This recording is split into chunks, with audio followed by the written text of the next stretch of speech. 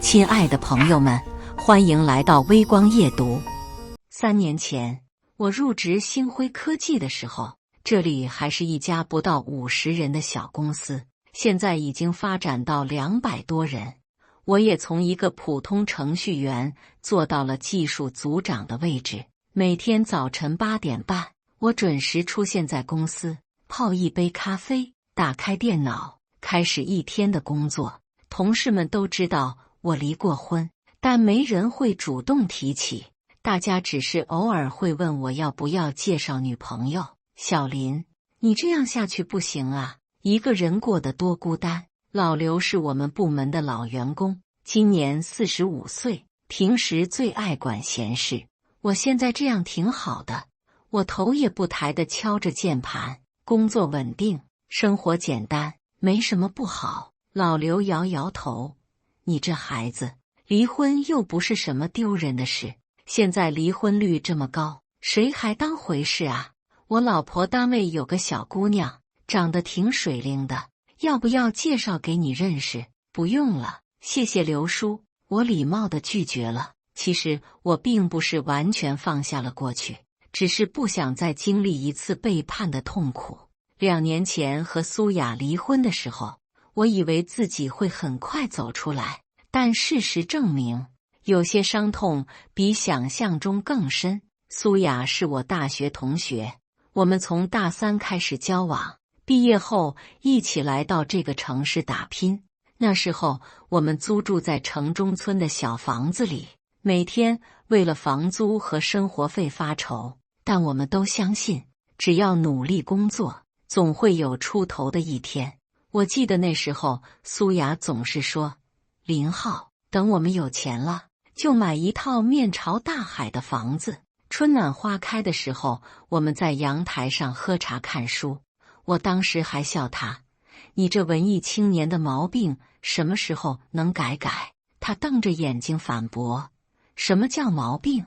有梦想不好吗？”那时候的我们，为了1块钱的菜价，可以在市场上讨价还价半天；为了省几10块钱的电费，可以大夏天不开空调。但我们很快乐，因为我们相信彼此，相信未来。结婚3年后，我的工资涨到了8000，苏雅在一家广告公司做到了主管位置，月薪12000。我们终于在市区买了一套小2居。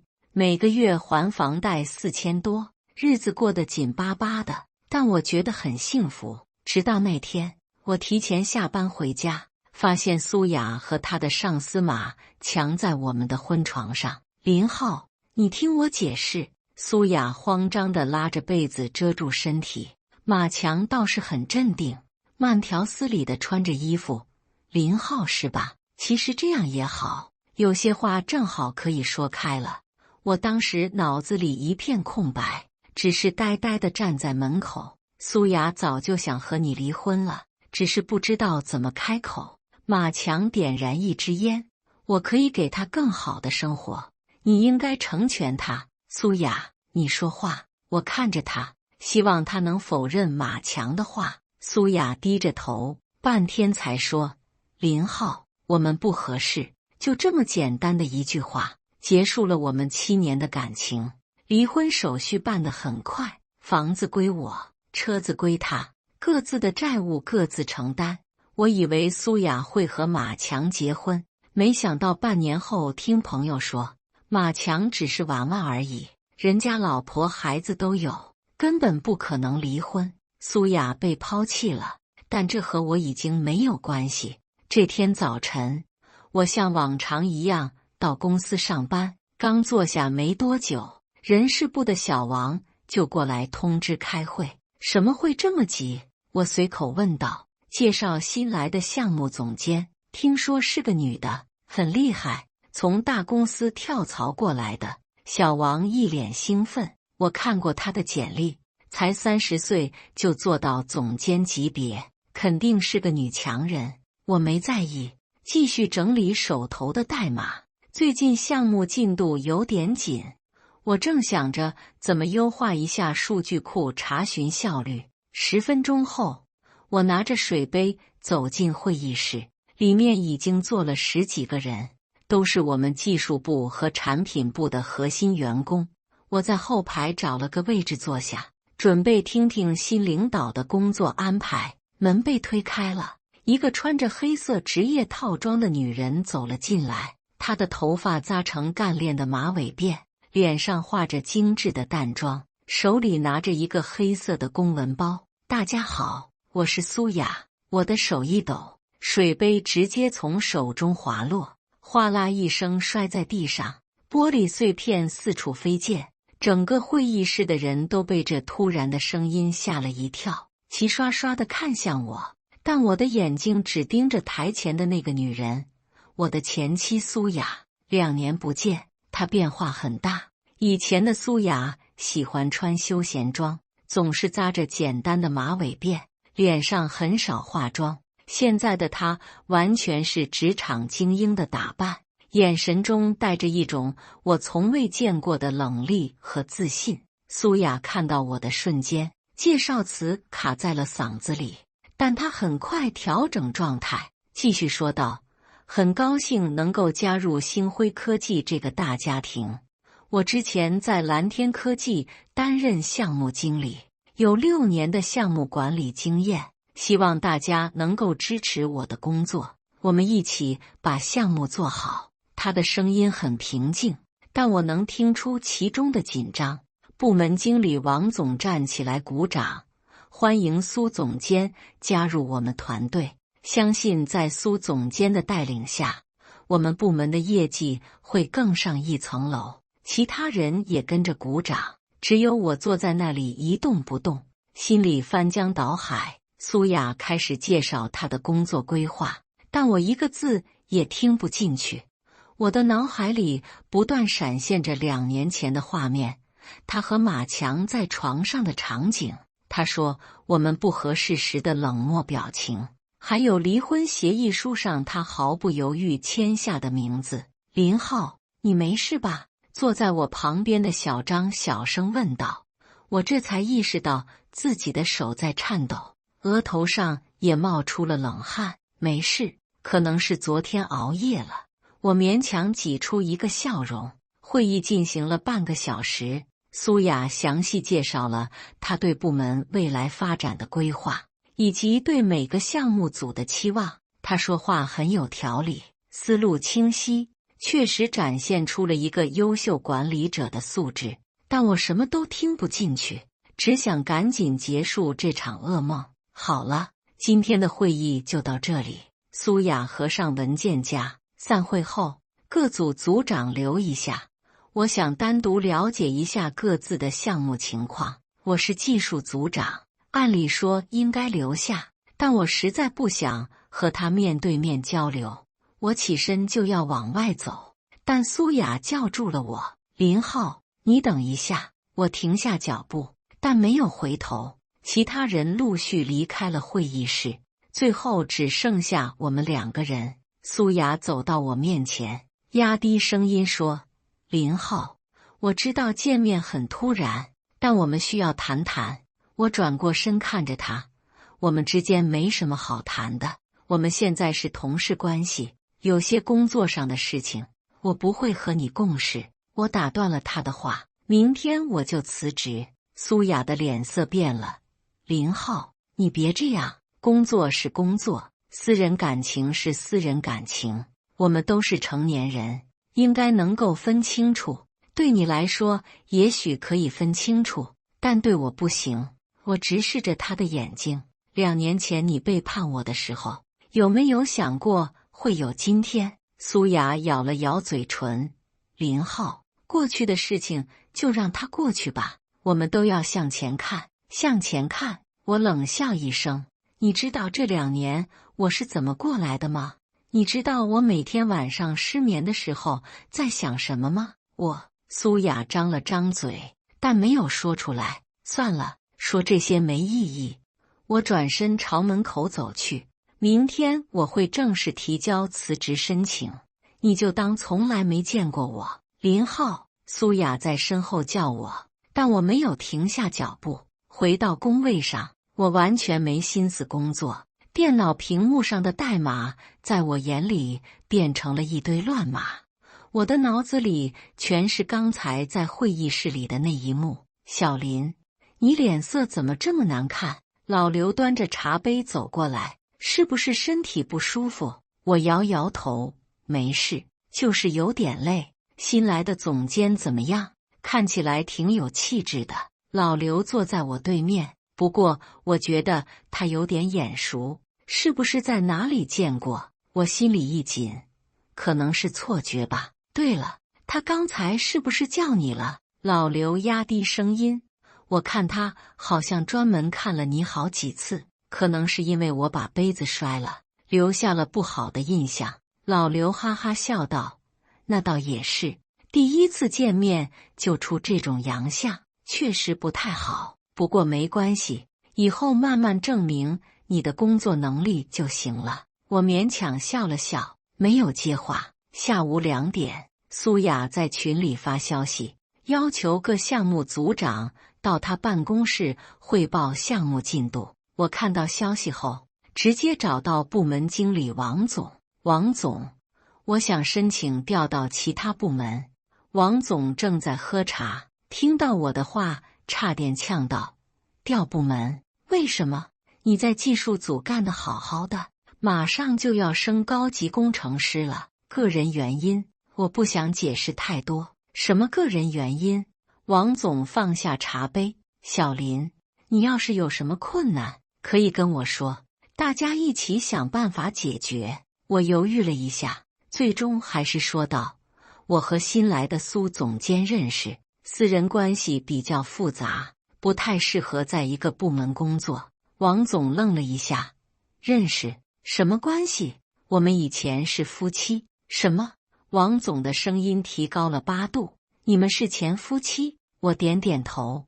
王总沉默了好一会儿，然后说道：这确实是个问题，但是小林，你也知道，公司的组织架构不是说调就能调的，而且你是我们部门的技术骨干，我舍不得放你走啊，那我只能辞职了。别冲动。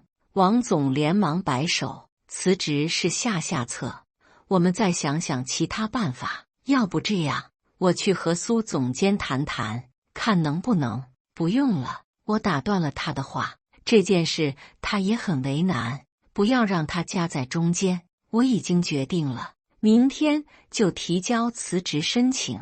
王总还想说什么，但我已经转身离开了。回到工位上，我开始整理自己的东西，3年来积累的资料和代码，厚厚一摞文件夹。我突然觉得很讽刺，努力了这么久建立起来的职业生涯，就这样因为一个人的出现而毁于一旦。小林，你在干什么？老刘看到我在收拾东西，要下班了，我要辞职。什么？老刘差点从椅子上跳起来。辞职？为什么？我没有回答，继续整理着东西。老刘凑过来，压低声音问：是不是和新来的总监有关？我刚才就觉得你们之间的气氛不对劲。我停下手中的动作，看着老刘。刘叔，如果是你，发现新来的领导是你前妻，你会怎么办？老刘张大了嘴巴。前妻？你们真的是前夫妻？我点点头。我的天！老刘拍了拍额头，这真是太巧了。是啊，太巧了。我苦笑道。所以我只能走。为什么一定要你走？老刘有些不平。你在这里工作了3年，凭什么因为他的到来你就要离开？因为我不想每天看到他，不想想起过去的那些事情。我继续收拾着东西，有些痛苦。最好的解决办法就是逃避。老刘沉默了一会儿，然后说道：小林，我不知道你们之间发生过什么，但我觉得逃避不是解决问题的办法。那你说应该怎么办？面对现实，坚强一点。老刘拍了拍我的肩膀。工作是你的，不是他的，你为什么要因为他而放弃自己的事业？我摇摇头。刘叔，你不懂，有些事情不是坚强就能解决的。正说着，苏雅从电梯里走出来，朝我们这边走过来。老刘识趣地回到自己的工位，留下我一个人面对他。林浩，你在收拾东西。苏雅看着我桌上的文件夹，明天辞职。我头也不抬地说道：我们到会议室谈谈好吗？没什么好谈的。苏雅深吸了一口气。林浩，我知道你还在怨恨我，但请你不要因为我而放弃自己的工作。我不是因为你，是因为我自己。我终于抬起头看着他，我做不到每天看着你还能心平气和的工作。那你告诉我，怎样你才能留下来？苏雅的声音有些急切。我可以申请调到其他部门，或者用不着。我打断了他的话。这个城市这么大，我们各走各的路，互不干扰。苏雅的眼圈有些红。林浩，我知道我对不起你，但你不能因为我而毁掉自己的前途。你在这里工作的好好的，同事关系也很好，为什么要因为我而改变？因为有些伤痛是永远无法愈合的。我站起身来，就像有些人做过的事情是永远无法被原谅的。苏雅咬着嘴唇，眼泪在眼眶里打转。我知道我错了，苏雅，我们之间已经结束了，不要再说这些没意义的话。我拿起文件夹，你好好工作，我也会好好生活，我们井水不犯河水。说完，我径直走向王总的办公室，准备正式提交辞职申请。第二天下午，人事部通知我去办离职手续。我没想到手续会办得这么快，本来以为至少要1个星期。林浩，你真的决定要走？人事主管小陈一边整理着我的档案，一边问道：你在公司的表现一直很好，年底还有可能升职加薪的，已经决定了。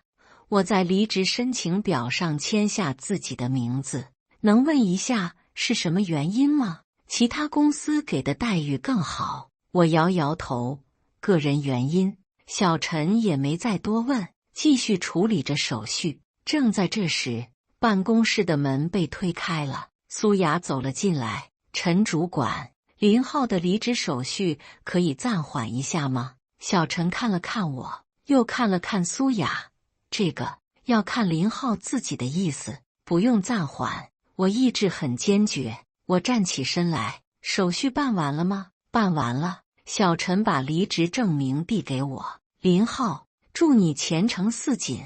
我接过证明，转身就要离开。苏雅拦住了我。林浩，我们谈谈好吗？我们没什么好谈的，就谈5分钟。5分钟之后，如果你还是坚持要走，我绝不再阻拦。我看着他，最终还是点了点头。我们来到公司楼下的咖啡厅，找了个角落的位置坐下。你要喝什么？苏雅问道。不用了，5分钟很快就过去。苏雅点了一杯咖啡，然后看着我说：林浩，我知道我没有资格请求你的原谅，但我希望你不要因为我而毁掉自己的前途。我的前途不需要你来担心。你在星辉科技干得好好的，同事关系融洽，工作能力也得到了认可，为什么要因为我而放弃这一切？我冷笑道：你觉得我应该怎么办？每天看着你在我面前指手画脚，然后装作什么都没发生过。我们可以保持纯粹的工作关系。纯粹的工作关系。我的声音提高了一些。苏雅，你知道这2年我是怎么过来的吗？苏雅低下头，没有回答。每天晚上失眠，一闭眼就想起你和马强在我们床上的画面。我的声音有些颤抖。我花了2年时间才稍微好一点，你现在又出现了，让我怎么办？苏雅的声音很小。我不知道你过得这么痛苦，现在知道了又怎样？能改变什么吗？我看着他。苏雅，我们已经离婚了，我们之间不会再有任何关系。你有你的生活，我有我的生活，各自安好就行了。苏雅抬起头，眼中含着泪水。林浩，我想说声对不起，对不起有用的话，这个世界就不会有这么多悲剧了。我站起身来，5分钟到了，我走了。林浩，苏雅站起来想要拉住我，但我已经走远了。走出咖啡厅，我深深吸了一口气。虽然失去了工作，但我感到前所未有的轻松。至少我不用再每天面对那个背叛过我的女人，不用再在痛苦中煎熬。回到家里，我开始收拾东西，准备搬离这个城市。我在网上看了看其他城市的工作机会，深圳那边有几家公司在招聘，待遇还不错。也许换一个环境，我能够真正开始新的生活。正在收拾衣服的时候，手机响了，是老刘打来的。小林，你真的辞职了，办完手续了。哎，你这孩子怎么这么冲动？老刘叹了口气。我老婆知道这事后，说你这样做不对。刘嫂怎么说？她说，凭什么因为一个背叛过你的女人，你要放弃自己辛苦打拼的事业？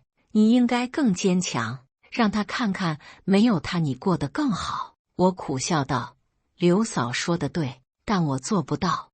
你现在有什么打算？换个城市，重新开始。去哪里？深圳吧，那边 IT 行业发达，机会比较多。老刘沉默了一会儿，然后说道，小林，我觉得你不应该逃避。我没有逃避，我只是选择了对自己最好的方式。好吧，既然你已经决定了，我也不多说什么。老刘的声音有些无奈，不过有件事我要告诉你，今天下午那个苏总监看起来很不好，眼睛红红的，估计是哭过。那是他的事，和我无关。真的无关吗？老刘反问道。小林，我觉得他对你可能还有感情。刘叔，感情这种东西是最不可靠的。我打断了他的话，他曾经也说过爱我，结果呢？老刘叹了口气，好吧，我不说了，但如果你在外面遇到什么困难，记得给我打电话。谢谢刘叔。挂掉电话，我继续收拾东西。2年来积累的生活用品，现在看起来都是累赘。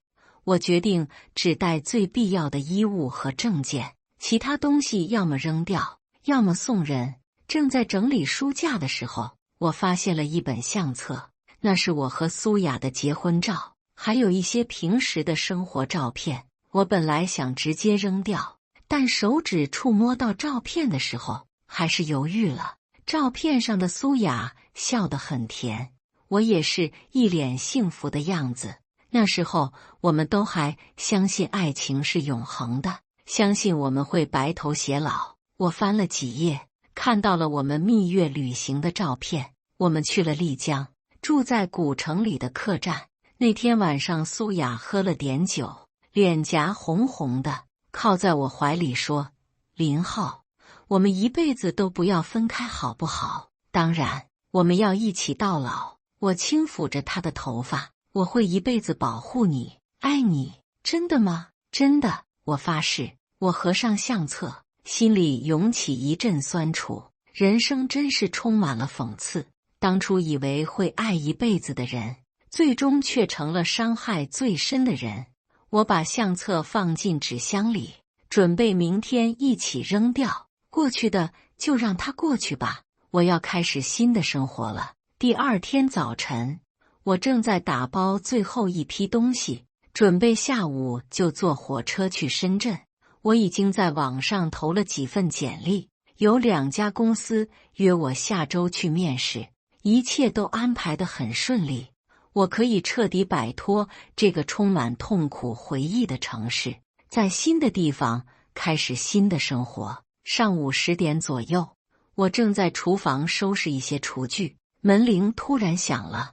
我以为是快递或者外卖，随手打开门，却看到2名穿制服的警察站在门外。您好，我们是市公安局的，请问您是林浩吗？其中一名年轻的警察出示了证件，我心里一紧，连忙点头：“我是，请问有什么事吗？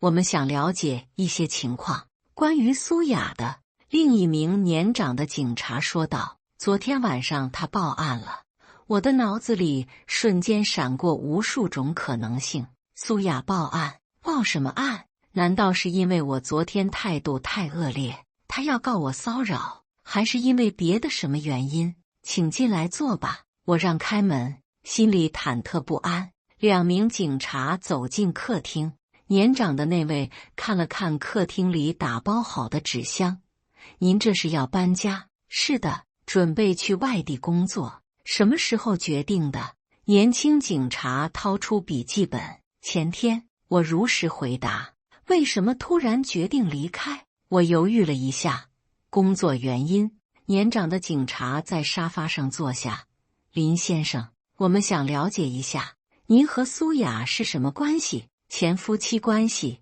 ，2年前离的婚。”“最近有联系吗？”“没有，直到前天他到我们公司当领导，我们才重新见面。”两名警察对视了一眼，然后年长的那位说道：“林先生，昨天晚上苏雅家里发生了入室盗窃案，他怀疑是熟人作案，所以提到了您。”“入室盗窃？”我愣了一下，他怀疑是我。他没有直接指控您，只是说昨天和您发生了一些不愉快，担心您可能会做出过激行为。年轻警察解释道。我简直不敢相信自己的耳朵，他怀疑我会入室盗窃。“林先生，请您不要激动，我们只是例行询问。”年长的警察安抚道。“您能说一下昨天晚上的行程吗？”我努力让自己冷静下来。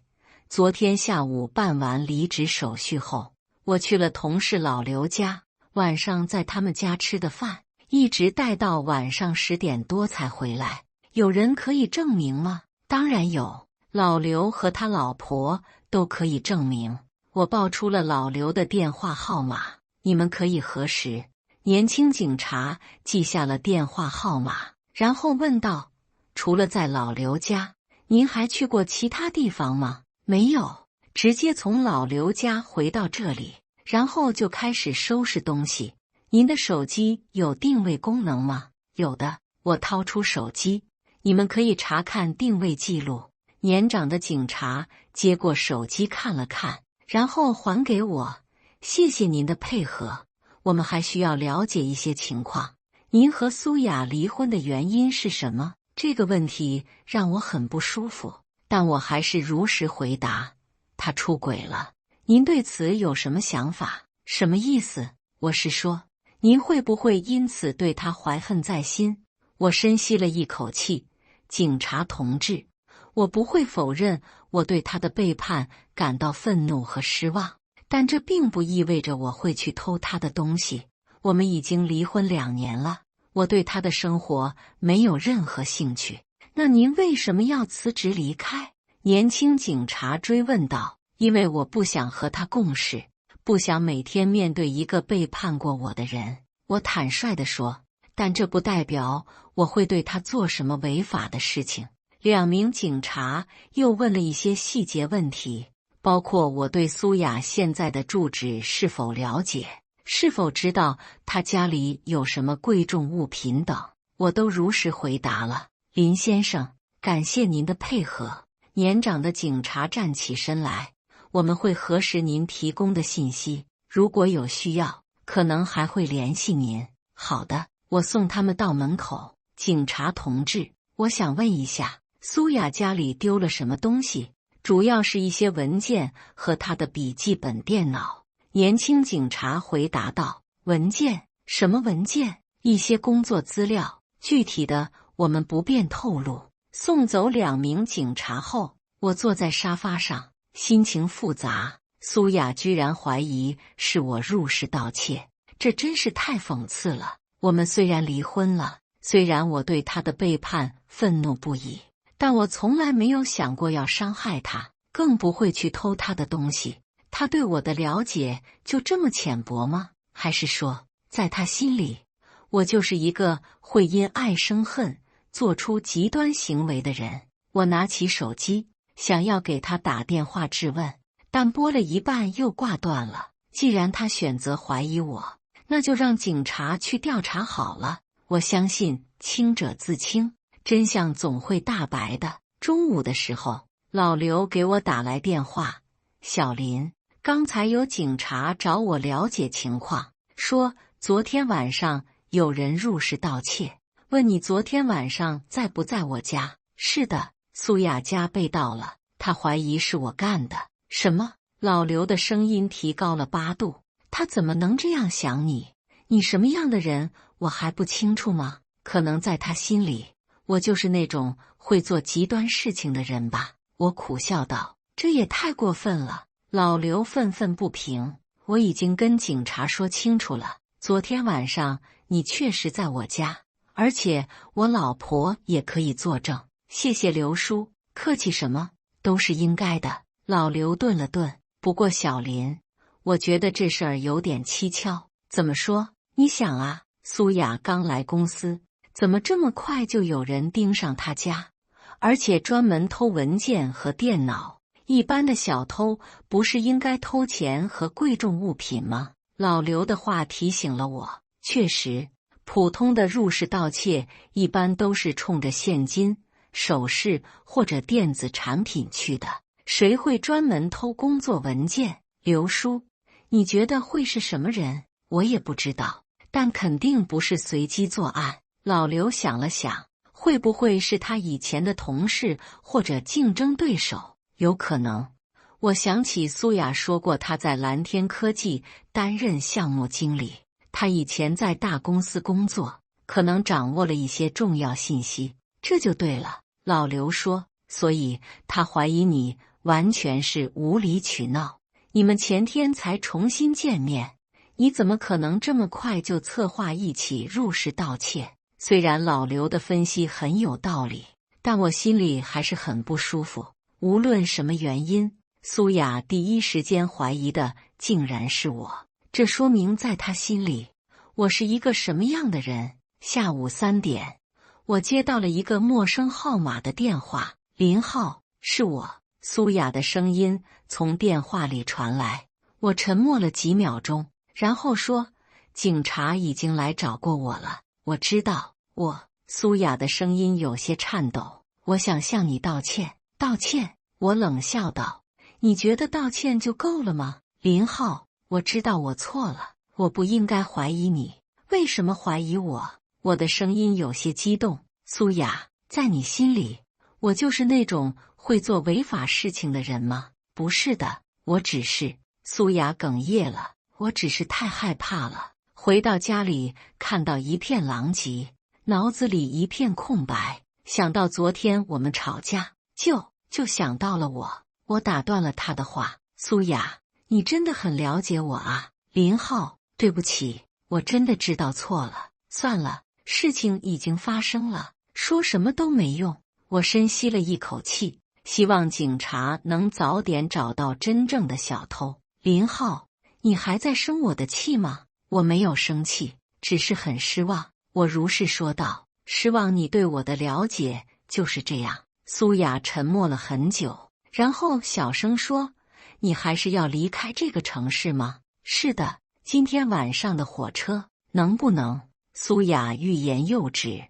能不能什么？算了，没什么。苏雅的声音很小。一路顺风。挂掉电话，我看着手机屏幕上显示的通话时间，心情复杂。也许苏雅真的知道错了，但有些事情一旦发生，就无法挽回了。就像2年前她的背叛一样，即使她现在说后悔，也改变不了什么。我继续收拾东西，准备去车站，但心里总有一种奇怪的感觉，总觉得这次入室盗窃案没有那么简单。我正在把最后几件衣服塞进行李箱，门铃又响了。这次我透过猫眼看了一下，还是昨天的那2名警察。林先生，打扰了。年长的警察一进门就说：案子有新进展，我们来告诉您一下情况。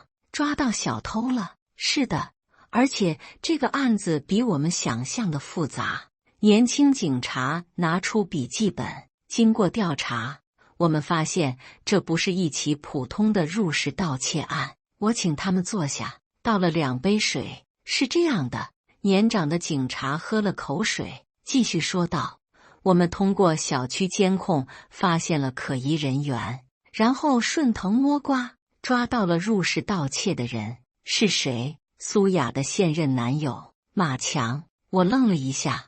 马强，您认识他？认识，他是……我犹豫了一下，他是我前妻的前任情人。2名警察对视了一眼，年轻的那位说：这就对了。据马强交代，他因为赌博欠了一大笔债，债主催得很紧。他知道苏雅工作能力强，收入不错，就想偷点他的工作资料卖给竞争对手。竞争对手？是的，苏雅之前在蓝天科技工作，手里掌握着一些重要的客户信息和项目资料。马强联系了蓝天科技的竞争对手，对方愿意出高价购买这些资料。年长的警察补充道。马强原本以为可以神不知鬼不觉地得手，没想到苏雅那天回家比较早，发现了失窃。他慌忙逃跑的时候，被邻居看到了背影。邻居看到的背影和我相似。是的，所以苏雅第一时间想到了您。年轻警察说，但通过监控和您的不在场证明，我们很快排除了您的嫌疑。我心里五味杂陈，原来真正的小偷是马强，那个曾经破坏我婚姻的男人。现在他又来伤害苏雅，真是报应不爽。马强现在怎样了？已经被拘留了，等待进一步审理。年长的警察站起身来，林先生，这次真的很抱歉，给您造成了困扰。没关系，你们也是例行公事。还有一点，年轻警察说道，苏雅女士让我们转达她的歉意，她说对不起，怀疑了您。送走警察后，我坐在沙发上想了很久。马强，这个曾经毁掉我婚姻的男人，现在又来伤害苏雅。当初苏雅为了他背叛我，现在他却为了钱背叛他，这真是一个绝妙的讽刺。我拿起手机，犹豫了一下，还是给苏雅打了个电话。林浩，苏雅的声音有些惊讶。警察刚刚来过，告诉我案子破了。是的，我刚从警察局回来。苏雅的声音很疲惫。林浩，我知道你想说什么，不用道歉了。我打断了他的话，事情已经过去了。林浩，你还生我的气吗？我想了想，说道，我不生气，只是觉得很讽刺。什么意思？当初你为了马强背叛我，现在他又为了钱背叛你，你不觉得这很讽刺吗？苏雅沉默了很久，然后小声说，是很讽刺。苏雅，我想问你一个问题。什么问题？你后悔过吗？后悔当初的选择。苏雅的声音带着哭腔。后悔？我每天都在后悔，可是后悔有用吗？我苦笑道，有些事情一旦做了，就无法挽回了。林浩，如果时间能够倒流，我绝不会做那样的事情，但是时间不会倒流。我看着窗外的夜景。苏雅，我们都要为自己的选择承担后果。我知道，我也不奢望你能原谅我。苏雅的声音很小，我只是想说，失去你是我这辈子最后悔的事情。听到这话，我的心里涌起一阵复杂的情绪。曾经深爱的女人说后悔，说失去我是最后悔的事情，这应该让我感到高兴或者解气才对，但我只感到一种深深的疲惫。苏雅，过去的就让它过去吧。我最终说道，我们都要向前看，开始新的生活。你还是要离开这个城市吗？是的，能不能？苏雅又一次欲言又止。苏雅，有些话不要说出来，说出来对你我都没有好处。苏雅沉默了。我能听到电话里传来他压抑的抽泣声。照顾好自己。我说完就挂断了电话，看着桌上已经收拾好的行李，我突然不知道自己是否应该离开。案子已经破了，我的清白得到了证明，苏雅也向我道歉了。那我还有必要逃离这个城市吗？我走到窗前，看着楼下来来往往的人群。这个城市我已经生活了7年，有太多的回忆和感情。离开这里，意味着我要放弃所有的一切，在一个陌生的地方重新开始。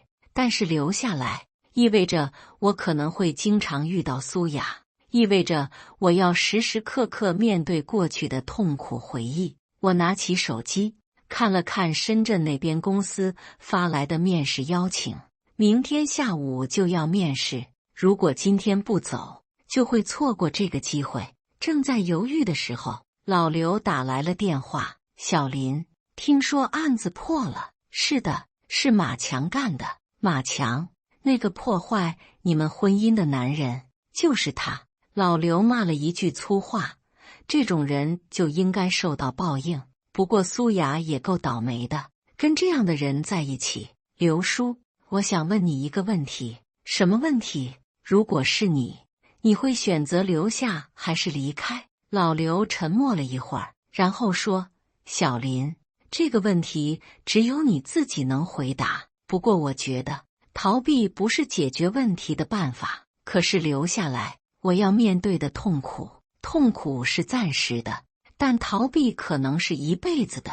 老刘说道：小林，你是个好人，也是个有才华的人，不要因为一个不值得的女人毁掉自己的前途。她不是不值得，她只是……我停顿了一下，算了，说这些没意义。小林，我知道你还爱他。老刘的声音很温和，但是爱一个人不一定要和他在一起，有时候最好的爱就是放手。放手，是的，放手让他去追求自己的生活，也放手让自己去寻找新的幸福。老刘说：你们的缘分已经尽了，何必还要纠缠不清？挂掉电话，我重新审视着自己的内心。